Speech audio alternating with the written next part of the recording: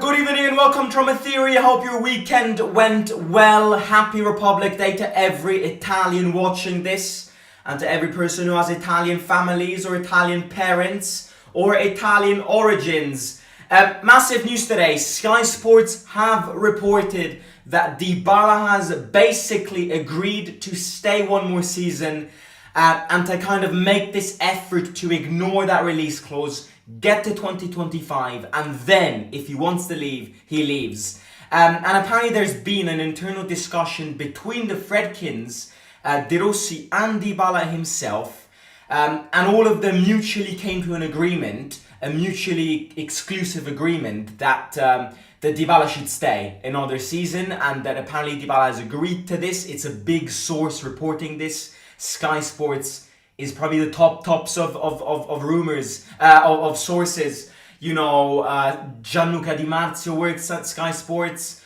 Angelo Mangiante, who speaks with Roma collaborators day in and day out. And I trust this, I massively trust this, and I'm happy about this, because there were a few alarms ringing in this Dybala situation, which I'm sure we will have a chance to discuss in this live stream. And yeah, but look, how's everybody doing? I did not go live yesterday, I know. I hope everybody enjoyed the Champions League final. It was a good final. I was, at a certain point, I thought it was going to be another boring final, like a 1-0 final. But I also ain't gonna lie, I always felt like Real Madrid were gonna win it. Like, Dortmund had their chances, and in these games, the last thing you need to do if you want to lift that trophy is bottle the chances that Dortmund had. But I just looked at the quality, and Real Madrid was just 10 times better on every single front. What a team. 15 Champions League. They've got more Champions League trophies than starting 11 players. Have we ever thought about that? But yeah, no, it was good. It was a good final. We've got, Atalanta-Fiorentina's playing tonight. Not that we care. Possibly one of the most useless games. Fiorentina's actually winning. But yeah, the season is coming to an end. Club season is coming to an end. International football is about to start. I cannot wait for it. And that also does mean that that the transfer window starts, and that the juicy part of transfer rumors are getting in our phones, in our computers, and in our thoughts. But massive Dybala news today, and we'll discuss them in tonight's live stream. If you haven't already, please do hit the like. It supports this channel and this community a lot, so please do it if you haven't already. And also subscribe if you're new here. I'm gonna read the article that Sky Sports put out, and then I'm gonna give my opinion on this. There will be no excellent transfers, starting with that of Paulo Dybala. Now, again, probably I ask myself, what the hell does this mean? This means that there will not be, the Friedkins have decided not to sell the big players in our team. The big players were considered big players. The Friedkins have decided to keep them, sell the players around them, and rebuild. So this is what this phrase means. This is the intention of Roma and Dan Friedkin, the president of the Roman club. Sky Sports reveals it, same version as La Jolla, whose desire is to remain yellow and red.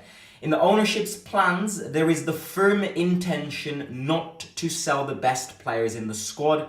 Fixed points from which to start again next year, from Svelor to Mancini, Paredes, Pellegrini, Cristante, El Shaarawy, and Dybala himself, therefore should all remain in Trigoria. Instead, all those players considered of little use to the squad and those taken on loan will be sold. It will be essential to return to investing in the market to make the squad stronger and more complete. The budget that Ghisolfi, the new sporting director, will have at his disposal for next summer has not been yet known, but given the improvement in the accounts and the finances of the ownership and the club, the ownership is to return to opening the wallet by focusing on young players who can represent assets for the present and future of the club. And then they went on to speak about Dybala and how they had this meeting today, him, Dan Friedkin and De Rossi, and they basically all agreed that Dybala needs to stay here one more season, which is very good news for us. Now, why do I say this? I was convinced that Dybala was not going to leave because I think there's a contract. Again, contracts don't usually get, not usually, but contracts don't always get respected. That is true. But contracts don't get respected number one, unless you, player, manager, whoever you are, you get sacked by the club. Or number two, if you're somebody who likes to go against the public opinion of the fans. And that's the opposite of what Dybala is. Dybala's always made himself available. Dybala's always said that he wants to stay here and try to win the most trophies possible. So Dybala, I think it was a very rare scenario to see Dybala actually not respect his contract, find another team, and leave Roma fans, the Roma board, the Roma players, and De Rossi himself with a massive gasp in their face. I struggled to believe this was gonna happen. But I ain't gonna lie, I was also scared because I've been saying this for months now, in fact years now. That release clause is very, very low. Like, if any club wants to activate that release clause, it doesn't take a big club to do it.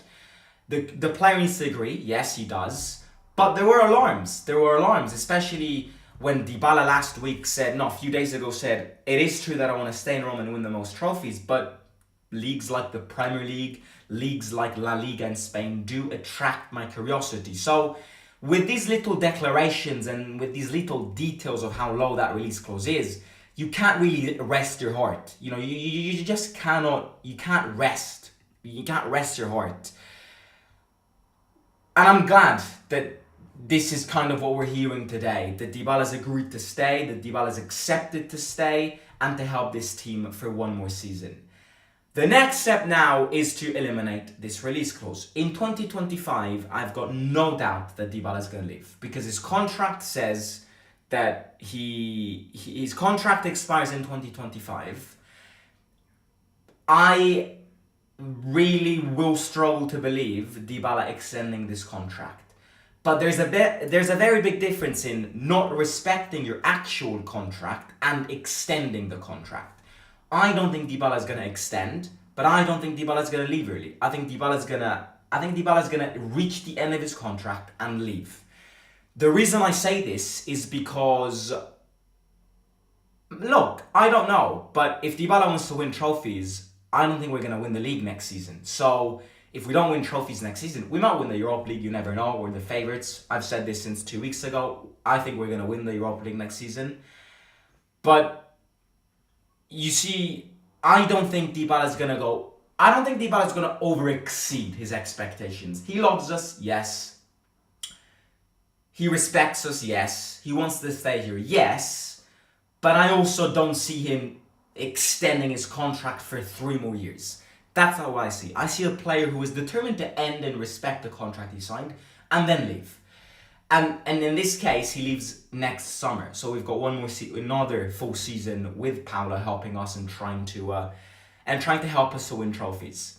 There were alarms. I think the biggest alarms in the Dybala situation was not necessarily the Premier League. I never believed Premier League clubs actually triggering the release clause because I think Premier League clubs know that Dybala is way too fragile. You might have some attention and some interest from clubs like Chelsea or Tottenham, but at the end of the day, Premier League football is high intensity football. Premier League football plays 1 game every 2 days.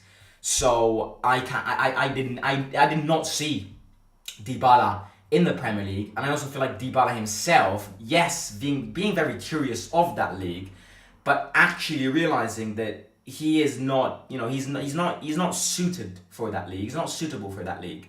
I think the biggest alarms were 2. One of the 2 biggest alarms was Atletico Madrid. I think Atletico Madrid and Spanish league, Spanish football, the way Atletico Madrid plays, the fact that they don't have a massive high intensity football, but kind of base their points and their goals on like single players. I definitely saw Dybala maybe being intrigued in this Atletico Madrid project. And then I think the biggest alarm, there was an alarm from Italy because people said Conte wanted him. I struggle to believe this because Conte is somebody who puts his players under a lot of stress, under a lot of physical stress. And with Dybala's fitness and with Dybala's physique, I don't think he was suited for Conte ball. But I think the biggest alarm in these last couple of hours actually came from Turkey, if you look at the situation. Mourinho, new Fenerbahce manager, wanting Paulo Dybala in his team. Initially, I actually believed that this was gonna be threatful. But then I mean, but then you look at the real situation. Like, again, no disrespect to Turkey, no disrespect to the Turkish league, but who the fuck goes to Turkey? Like, who the hell? Especially if you're somebody with Dybala's talent and with Dybala's football technique. Like, why would you go to Turkey? Like, I know, and the reason I classed this as threatening was exactly because Mourinho and Dybala had a massive bond, and in multiple occasions Dybala said how he wanted to follow Mourinho. And if Mourinho had gone to another Italian club, if Mourinho had gone to a Premier League club, if Mourinho had gone to a Spanish club, then I was going to go like, be careful, because he's going to bring Dybala with him.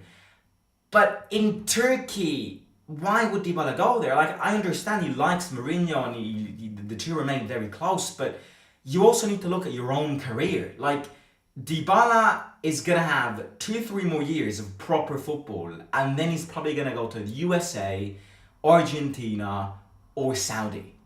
Why would he waste these last 2-3 years in the Turkish league? Like, you see what I mean? This is not me trying to be disrespectful towards Turkish football, but the Turkish league is a shit league. It's got one good game every 8 months. Galatasaray Fenerbahce is the only good game in that league.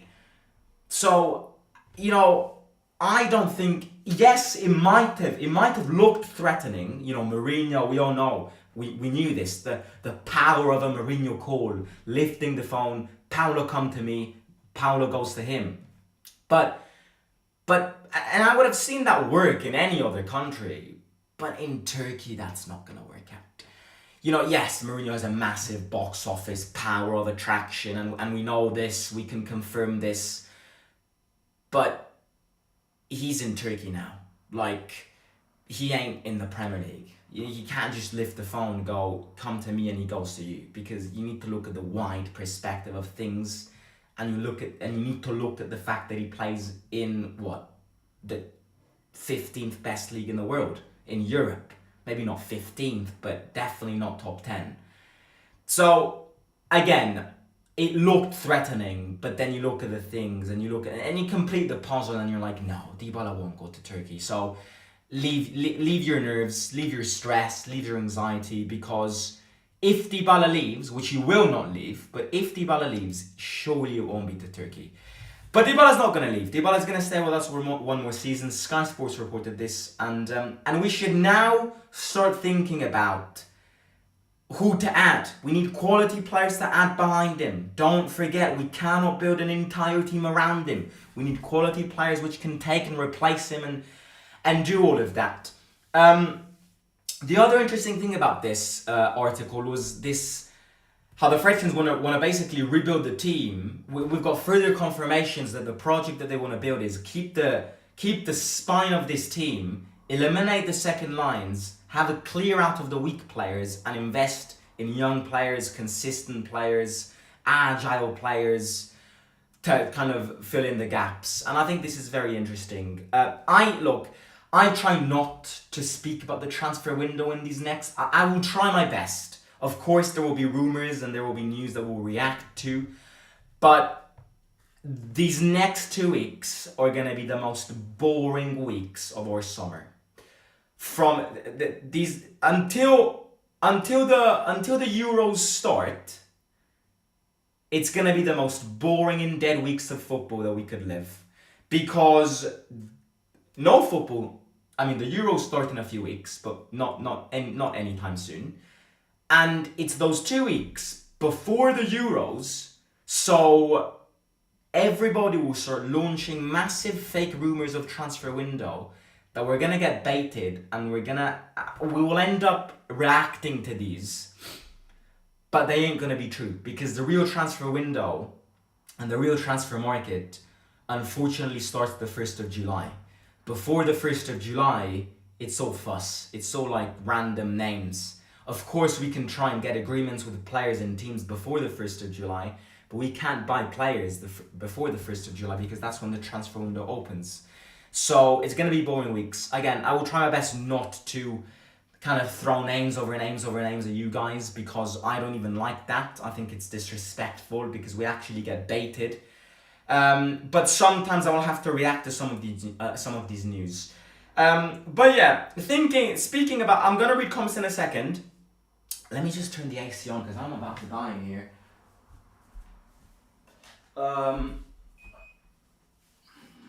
Right. Speaking about the summer preseason, a little agenda, little dates to add on our agenda. The team landed back in Rome from Australia yesterday, so they're back in Rome. Yesterday afternoon, whenever they came back from Australia, they had their final goodbyes of the season, so they left each other for the summer. And the appointment for the return inside Trigoria to prepare the preseason and to prepare next season is going to be around the second week of July. So the players are going to be back from their holidays. They're actually going to have a lot of holidays. The players who aren't going to go to the Euros are going to have a good month of holidays. Dybala is going to get married. Thinking Mbappe is going to go to Disneyland with his son. I don't know. I'm not interested in their private lives. Obviously, Pellegrini, Cristante, El Shaarawy. I say Lukaku, but Lukaku ain't a Roma player anymore. These players are going to go to the Euros, and then the appointment for the return is around the second week of July. Now, you're probably asking yourself, where are we gonna go for the summer preseason? Apparently, I've read an article which says that De Rossi wants to keep it exceptionally traditional. He wants to imitate what Spalletti told him, what we used to do with Garcia, with Spalletti, Napoli do it every year. Keep the preseason national. A lot of the preseason, at least half of the preseason, is in fact going to be inside Trigoria. Then the second half of the preseason is going to be abroad. But De Rossi has said no to long distances tours. So USA, Asia tours, Australia tours, all of these merchandise preseason tours, money, are not going to happen from a specific request from DDR. De Rossi wants to bring this team north. De Rossi wants to bring this team in the mountains. I think it's also good for the preparations of the season, because we need to. I think the best results that we've achieved lately, if you look at the preseason we followed, is when we actually had a preseason in the middle of the mountains, high altitudes, work on your respiration, high intensity in high distances. So it's not a surprise that these past seasons that we've trained in the middle of the heat, we haven't gone bad. These are the bases of the preseasons that we got wrong in these past few seasons. So yeah, Austria, Northern Italy, these are possible destinations that De Rossi and the Friedkins might choose to bring the team in the summer preseason. But that's going to be a long way. We're going to have plenty of transfer window rumors before all of that, the Euros before all of that. I cannot wait for the Euros, I'm actually very excited for them.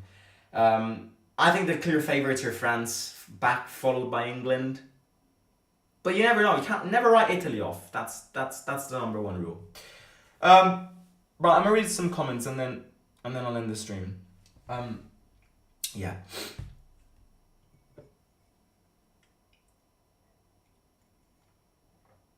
Belotti scored too. Yeah, I saw.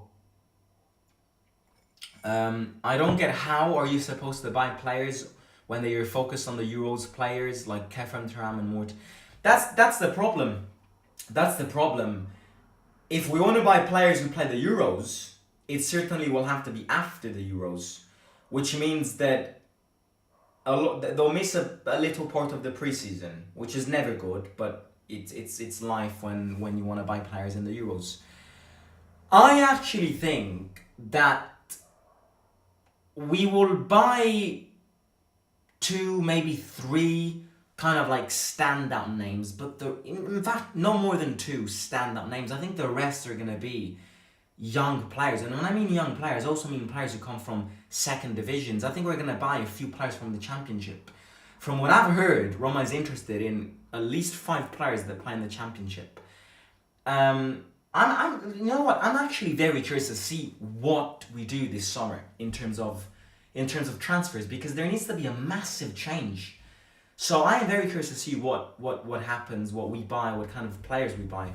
But unfortunately, as I said before the 1st of July, we can read names over names over names, but nothing is true. So that's kind of the problem.